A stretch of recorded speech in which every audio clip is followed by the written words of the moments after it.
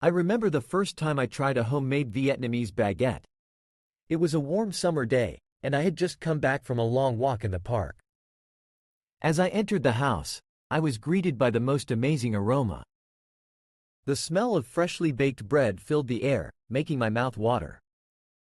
I followed the scent to the kitchen, where I found my mom standing by the oven, a proud smile on her face. She had just taken out a batch of golden brown baguettes from the oven, and they looked absolutely perfect. Crispy on the outside, soft and fluffy on the inside, just the way they should be. I couldn't resist grabbing one of the baguettes and tearing off a piece.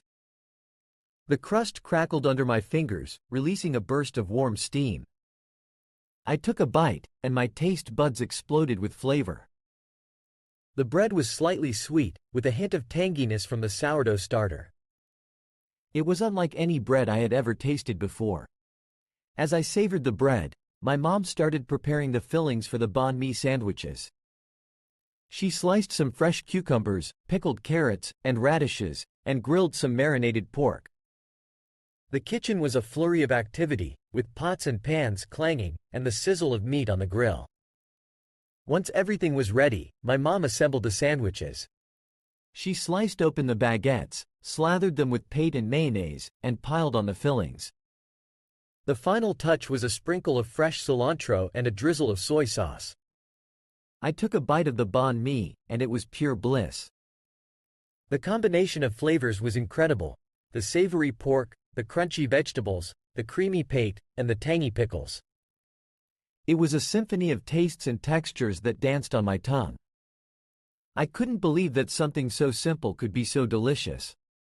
The homemade Vietnamese baguette was a revelation, a culinary masterpiece that I had been missing out on all my life. From that day on, I was hooked. Every time my mom made banh mi, I would eagerly wait for the bread to come out of the oven, my mouth watering in anticipation. And every time I took a bite, it was like a little piece of heaven. I started experimenting with different fillings, trying out new combinations and flavors. I made banh mi with grilled chicken, lemongrass beef, and even tofu for my vegetarian friends. Each sandwich was a work of art, a labor of love that I shared with those closest to me.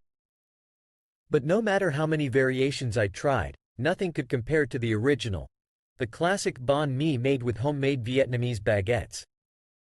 It was a taste of home, a taste of tradition, a taste of love. And so, every time I bite into a banh mi sandwich, I am transported back to that warm summer day in my mom's kitchen.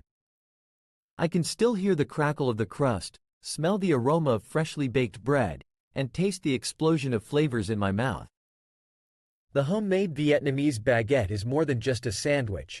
It is a memory, a connection to my roots, a reminder of the love and care that goes into every bite. And for that, I am eternally grateful.